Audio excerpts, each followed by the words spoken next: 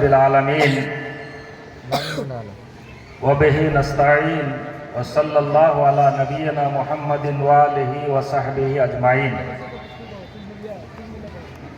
قال الامام البخاری رحمہ اللہ باب قول اللہ ونضع الموازین القسط لیوم القیامہ وأن أعمال بني آدم وقولهم يوزن وقال مجاهد القسطاس العدل بالرومية ويقال القسط مصدر المقسط وهو العادل وأما القاسط فهو الجائر۔ قال حدثنا أحمد بن إسحاق قال حدثنا محمد بن فضيل عن عمارة بن القعقاع عن أبي زرعة عن أبي هريرة رضي الله تعالى عنه قال قال النبي صلى الله عليه وسلم كلمتان حبيبتان إلى الرحمن خفيفتان على اللسان ثقيلتان في الميزان سبحان الله وبحمده وسبحان الله العظيم۔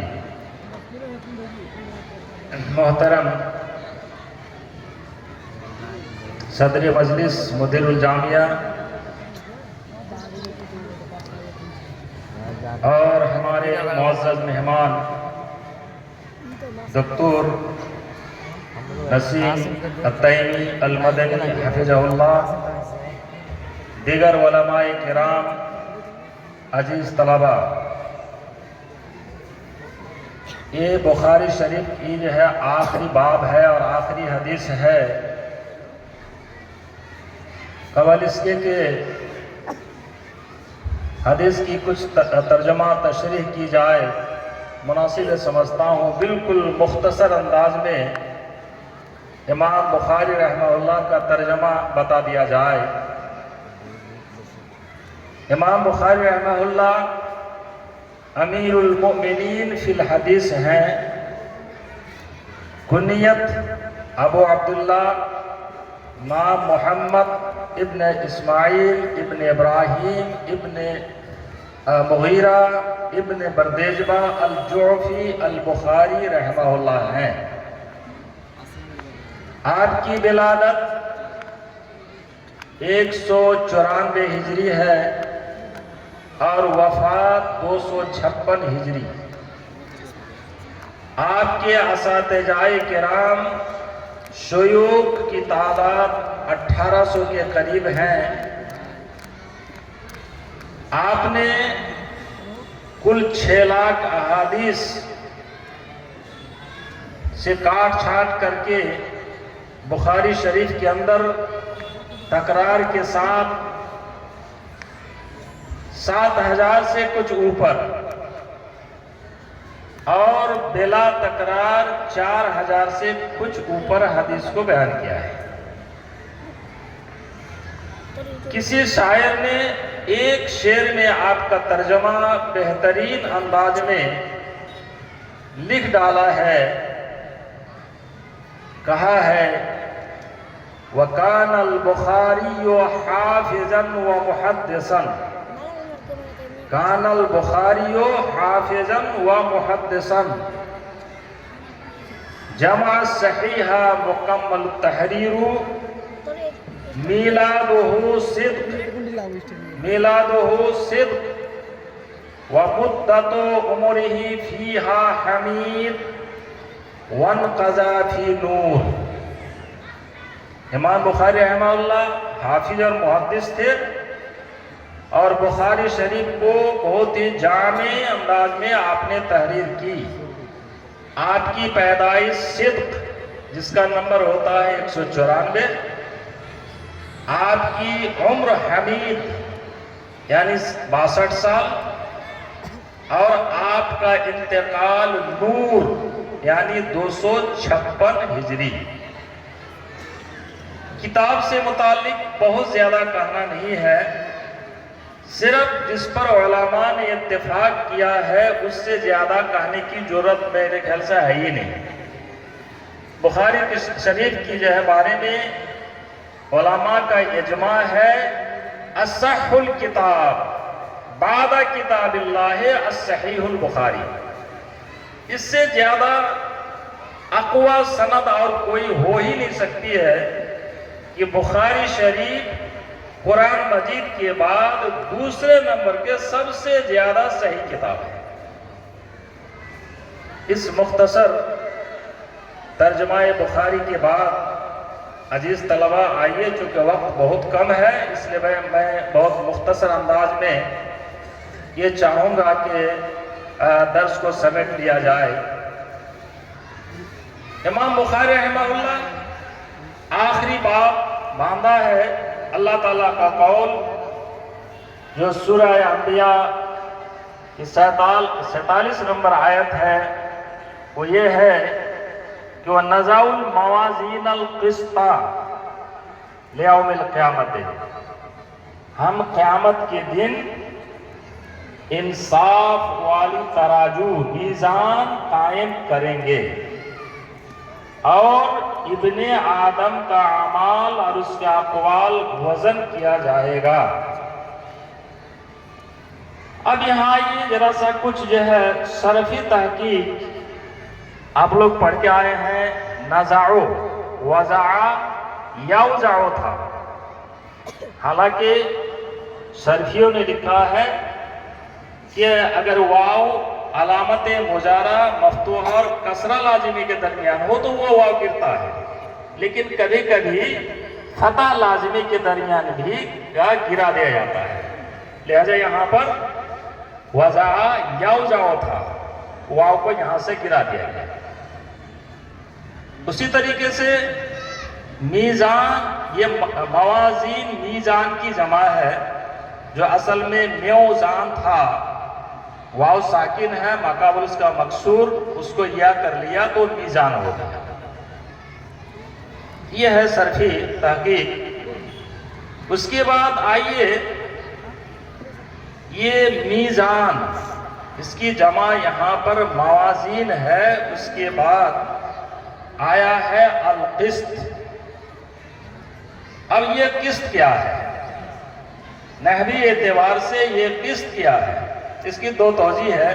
ایک یہ ہے کہ یہ مفعول لأجلہ ہی ہے، نزع الموازین لأجل القسط، یا یہاں پر مضاف کو حذف کر دیا گیا ہے، اے ذوات القسط، ذوات القسط،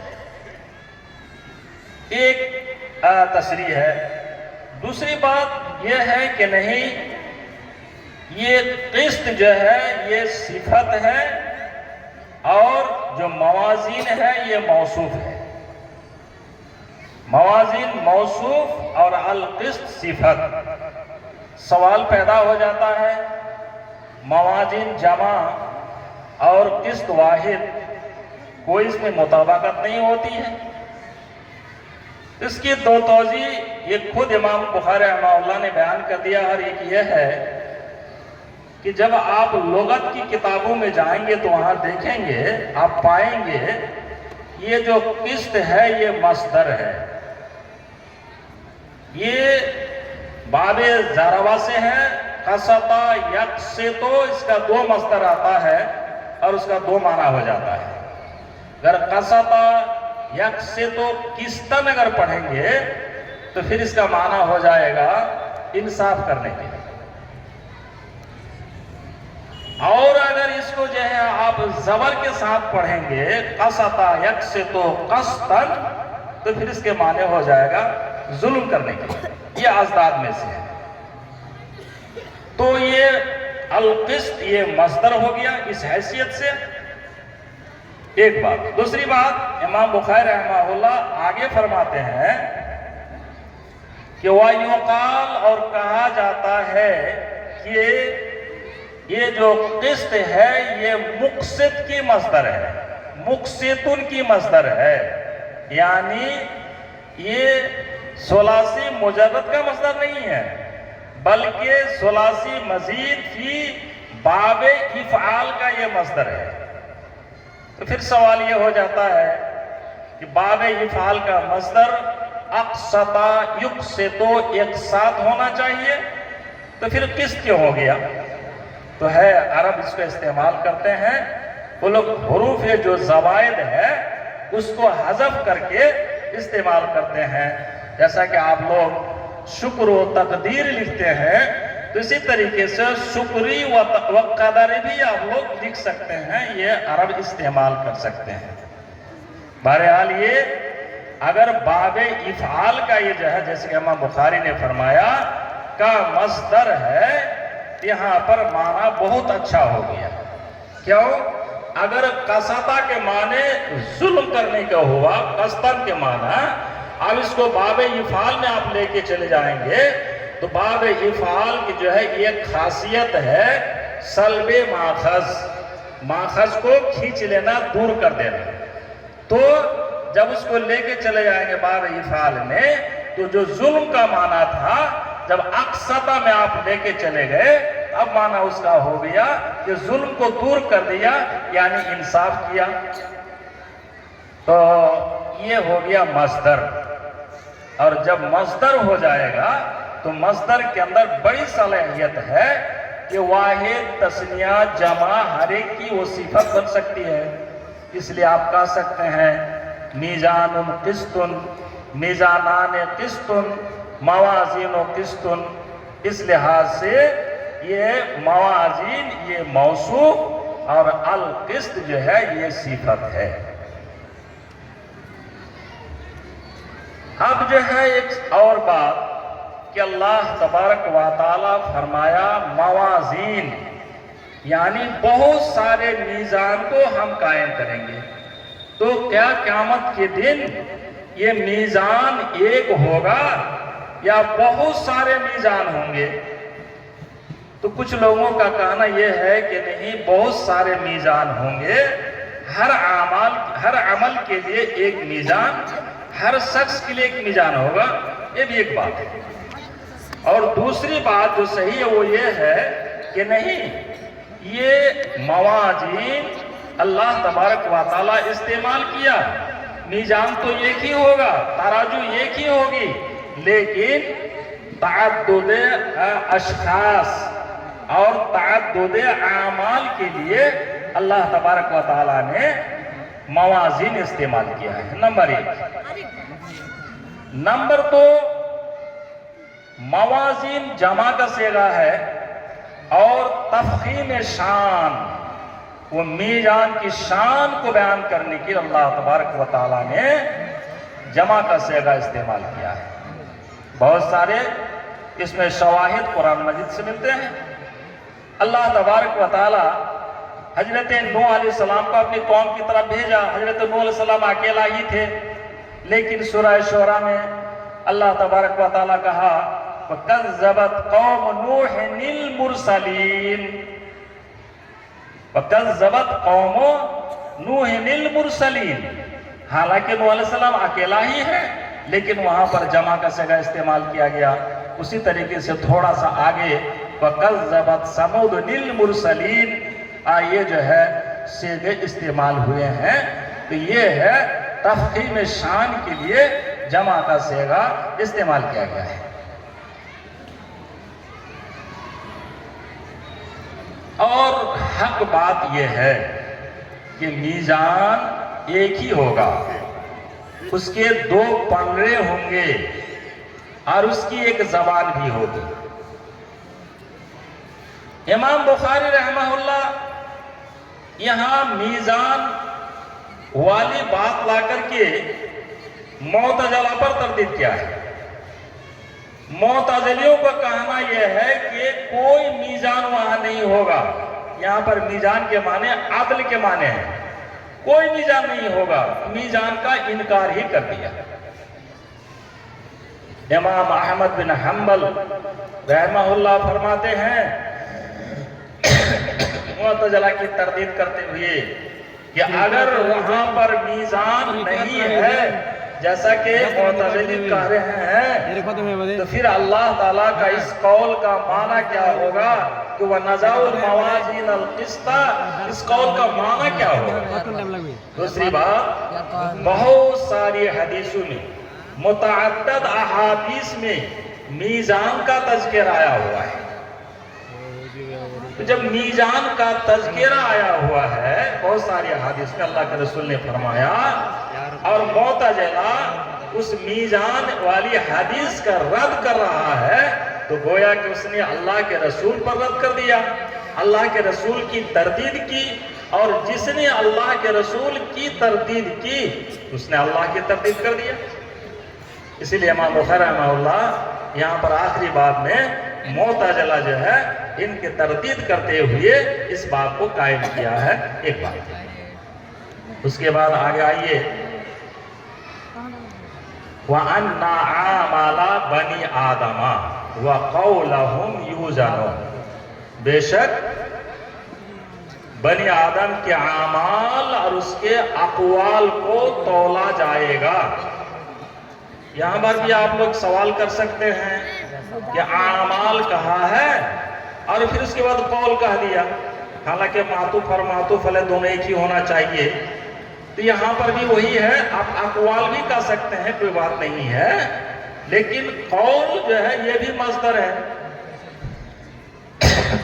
جب قول مصدر ہے تو پھر وہ سوال ہی نہیں آتا ہے۔ اب یہ ہے کہ اعمال اور اقوال کو تولا جائے گا، اور بنی آدم کے اقوال اور اعمال کو تولا جائے گا۔ تو ایک عمومی بات ہو گئی، ہے تو عمومی بات، تعمیم تو ہے یہاں پر، لیکن اس میں تخصیص بھی ہے، چونکہ کل قیامت کے دن بنو آدم کے 4 طرح ہو جائے، 4 قسمیں ہوں گی، 4 طرح کے لوگ ہوں گے۔ نمبر 1، کافر، صرف اس کا عمل کفر ہی ہے اور کوئی اچھا عمل اس کے پاس نہیں ہے، تو ایسے کافر بلا حساب بلا کتاب بغیر وزن کے وہ جہنم میں چلا جائے گا۔ پانی تھا،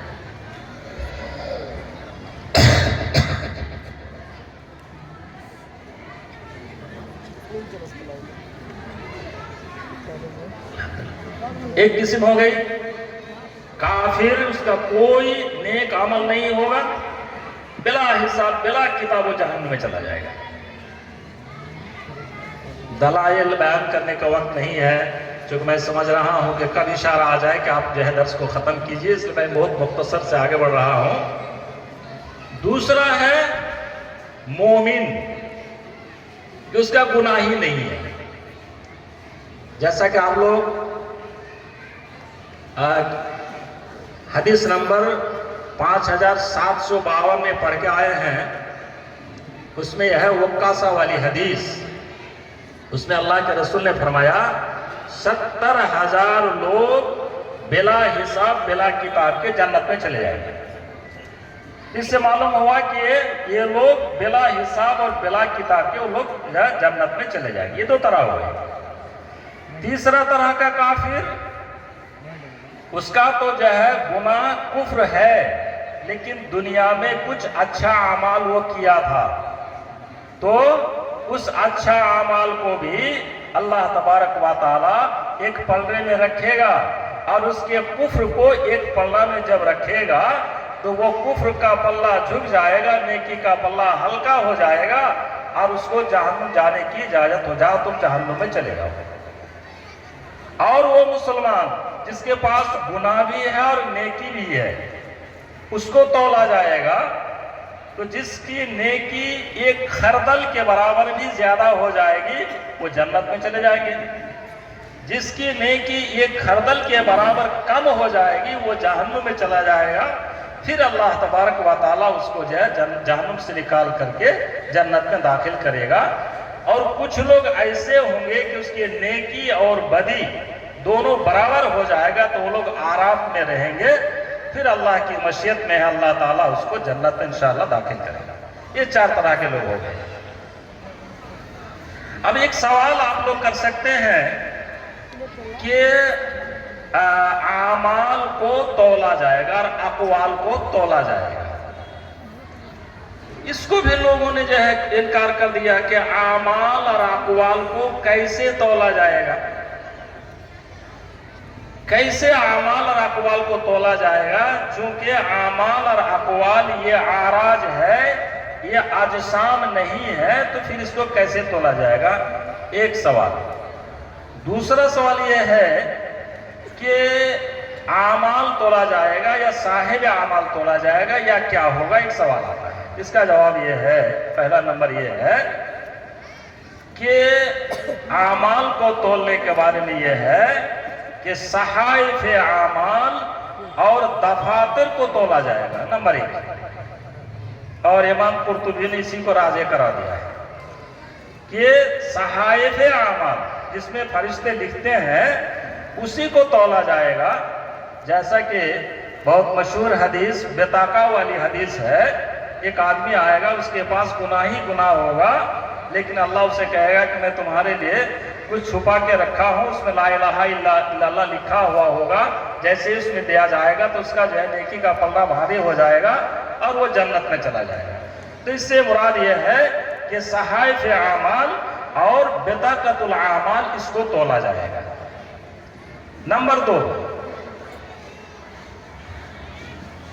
صاحب الاعمال کو تولا جائے گا، جو عمل کرنے والا ہے اس کو تولا جائے گا۔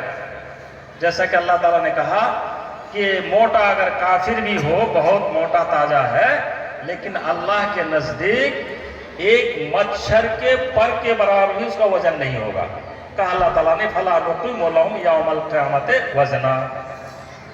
اور جیسا کہ حضرت عبداللہ بن مسعود رضی اللہ تعالیٰ عنہ کی جب پنڈلی بہت پتلی تھی، ایک دن صحابہ کرام آپ کی پنڈلی کو دیکھ کر کے ہنسی مذاق کرنے لگے، تو اللہ کے رسول نے فرمایا تم لوگ عبداللہ بن مسعود کی پنڈلی کو دیکھ کر کے تم لوگ مذاق کر رہے ہو؟ اللہ کی قسم یہ احد پہاڑ سے بھی اللہ کے پاس جو ہے زیادہ وزنی ہے۔ اس سے معلوم یہ ہوا کہ صاحب اعمال تولا جائے گا۔ نمبر دو۔ نمبر تین یہ ہے کہ اقوال اور اعمال کو اجسام میں تبدیل کر دیا جائے گا، جسم بنا دیا جائے گا۔ اس کے لیے بھی بہت ساری حدیثیں ہیں کہ خاص طور سے جو لوگ یہ سورہ آل عمران زہراوائن کو پڑھتے ہیں تو یہ کل قیامت کے دن دو بادل کی جو ہے شکل میں جو آئے گا، یا جو ہے چڑیوں کے جھنڈ کے شکل میں جو ہے وہ آئے گا، اور اپنے جو ہے پڑھنے والوں کے لیے کیا کرے گا جی؟ سفارش کرے گا۔ اسی طریقے سے قبر کے اندر جو ہے اعمال کو خوبصورت نوجوان کے شکل میں جو ہے پیش کیا جائے گا۔ اس سے معلوم یہ ہوا کہ اعمال اور اقوال کو جو ہے اجسام میں تبدیل کر دیا جائے گا۔ لیکن اہل علم نے اس پر اتفاق کیا ہے، اجماع کیا ہے کہ نہیں، اقوال اور اعمال ہی کو تولا جائے گا۔ اور جن لوگوں نے اعتراض کیا ہے کہ کیسے اس کو تولا جائے گا، تو کچھ تو ابھی ہم لوگ یا سائنس نے ہمیں بھی اس کا جو ہے دکھا دیا ہے کہ بہت سارے اعراض ایسے ہیں کہ اس کو لوگوں نے ابھی ناپ لیا ہے، بخار ناپنے کا آلہ اور نہ جانے کیا کیا ناپنے کا آلہ ابھی سائنسدان نے اس کو ایجاد کر لیا ہے۔ پھر دوسری بات یہ ہے کہ وہ احوال یوم القیامہ، قیامت کے احوال کو یہ دنیاوی حالات پر ہم جو ہے مشابہ نہیں دے سکتے ہیں، وہاں کی حالات اور وہاں کی کیفیت کیا ہے اللہ اعلم بالصواب۔ لہذا ہم یہ کہیں گے علماء کا اس پر اتفاق ہے کہ نہیں، اقوال اور اعمال ہی کو کل قیامت کے دن تولا جائے گا۔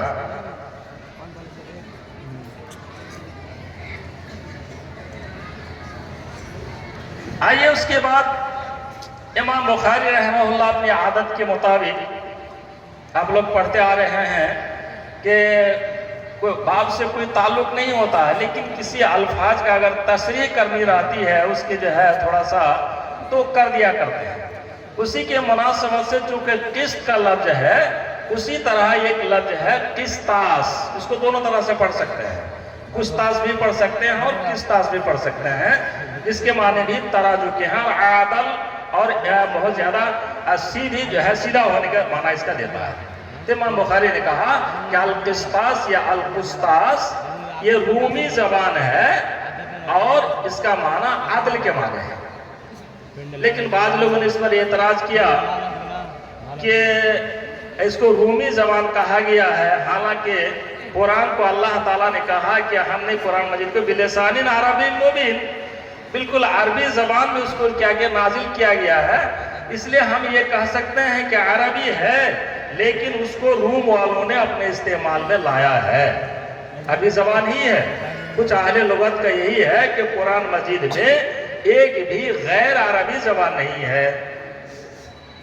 القسطاس العدل بالرومیت ویقال، اور کہا جاتا ہے کہ القسط مصدر المقسط وهو العادل وعم القاسط، اگر جو ہے قسط یقسط قسطن سے ہے اس کا اسم فاعل ہوگا قاسط، جس کے معنی ہے الجائر معنی ظالم، جیسا کہ اللہ تعالیٰ نے فرمایا سورہ جن میں وَأَمَّا الْقَاسِطُونَ فَكَانُوا لِجَهَنَّمَ حَطَبًا۔ اس کے بعد آپ آگے آئیے، امام بخاری رحمہ اللہ سند شروع کر رہے ہیں اور کہہ رہے ہیں قال حدثنا احمد بن اشکابن، یہ جو ہے اشکابن، اسکابن اور اسکابا بھی پڑھ سکتے ہیں، چونکہ یہ لفظ اسکاب اسکاب یہ منصرف بھی بعض لوگوں نے کہا اور بعض لوگوں نے اس کو غیر منصرف کہا ہے۔ البتہ یہ امام بخاری رحمہ اللہ کے ثقہ استاد بڑے شیوخ میں سے ہیں۔ اسے سے ملتا جلتا نام اور دو ہے، یاد رکھیے گا جس طلبہ، دو نام اور ہے، ایک ہے علی بن اشکاب اور ایک ہے محمد بن اشکاب۔ اس زمانے کے یہ بھی دو مشہور ہے، لیکن احمد بن اشکاب، محمد بن اشکاب، علی بن اشکاب اور محمد بن اشکاب اور احمد بن اشکاب، یہ تینوں کے اندر کوئی رشتہ داری نہیں ہے، کوئی تعلق نہیں ہے، وہ دو الگ ہیں اور یہ الگ ہیں۔ یہی امام بخاری رحمہ اللہ کے استاد ہیں اور ثقہ راوی ہیں۔ اس کے بعد ہے محمد بن فضیل، اس کے بعد ہے عمارات القعقاع عن ابی زرعۃ عن ابی ہریرہ رضی اللہ تعالیٰ عنہ۔ اتفاق کی بات یہ ہے کہ امام بخاری رحمہ اللہ اپنی کتاب کو جس حدیث سے شروع کیا ہے اس کی سند، وہ بھی حدیث سندن جو ہے خبر واحد ہے، اور جس حدیث پر آپ نے اپنی کتاب کو ختم کیا ہے وہ بھی سندن جو ہے خبر واحد ہے، چونکہ یہاں حضرت ابو ہریرہ رضی اللہ تعالیٰ عنہ سے ابو زرعہ روایت کرنے میں منفرد ہے، اسی طریقے سے ابو زرعہ سے عمارہ بن قعقاع یہ بھی جو ہے حدیث کی روایت کرنے میں منفرد ہے، اور اسی طریقے سے عمارہ بن قعقاع سے محمد بن فضیل نے اکیلے ہی روایت کیا ہے۔ اور اس کے بعد محمد بن فضیل کے نیچے جو امام بخاری کے استاد ہے، یہاں آ کر کے بہت سارے لوگوں نے اس حدیث کو روایت کیا ہے، تو اس اعتبار سے یہ سند کے اعتبار سے یہ حدیث خبر واحد ہے، اور شروع میں بھی خبر واحد سے آپ نے شروع کیا اور اختتام بھی خبر واحد سے کیا۔ یہ بھی امام بخاری کی بڑی فقاہت ہے کہ جو لوگ کہہ رہے ہیں کہ خبر واحد یہ علم یقین کا فائدہ نہیں دیتا ہے، اس کے لیے تردید ہے۔ اس کے بعد حضرت ابو زرعہ، یہ ابو زرعہ اس کے جو ہے یہ کنیت ہی اس کے نام پر غالب ہے، حالانکہ اس کا نام عمرو ہے، اس کا باپ کا نام عمرو ہے، اس کا نام عبداللہ ہے، اور کچھ لوگوں نے عبد الرحمن بھی کہا ہے، لیکن ابو زرعہ ہی سے یہ مشہور ہو گیا ہے، اس لیے امام بخاری رحمہ اللہ وہی ابو زرعہ ہی کہہ دیا ہے۔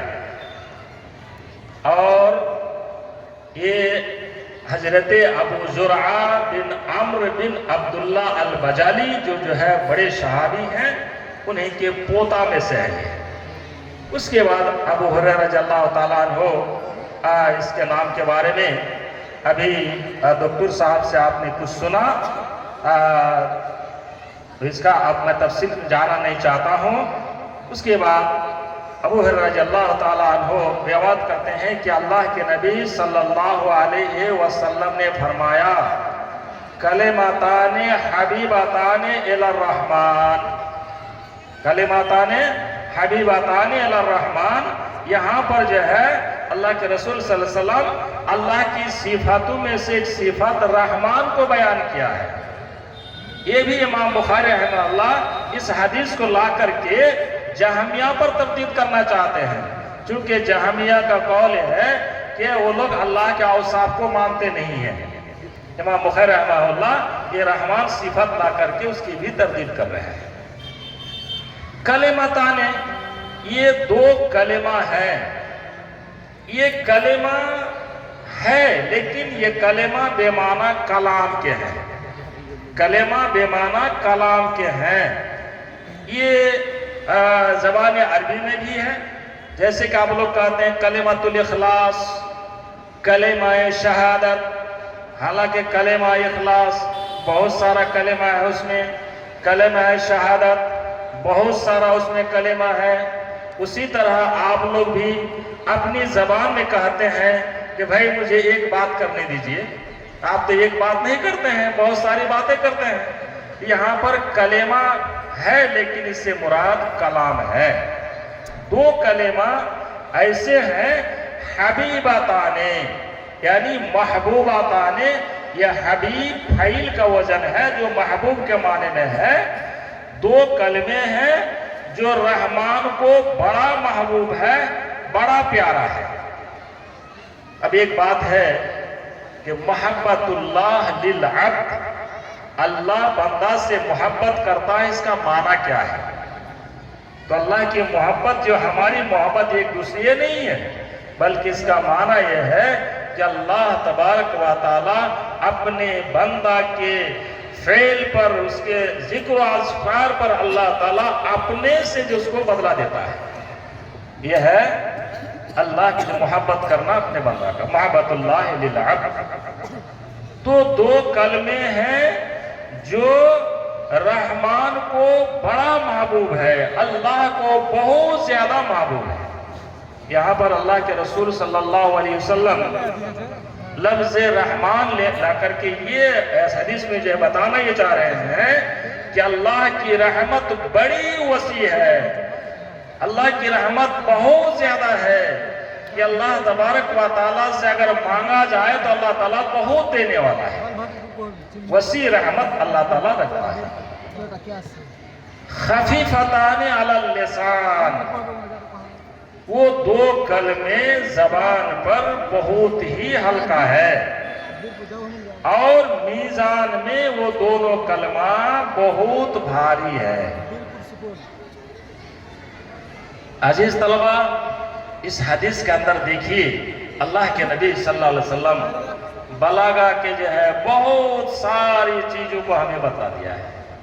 خفیفتان، ثقیلتان طباق لے آیا ہے، پھر پورا کلماتان حبیبتان الی الرحمن، خفیفتان علی اللسان، ثقیلتان فی المیزان، بالکل مقفع اور مسجع عبارت میں دیا ہے۔ اب ایک بات یہ ہے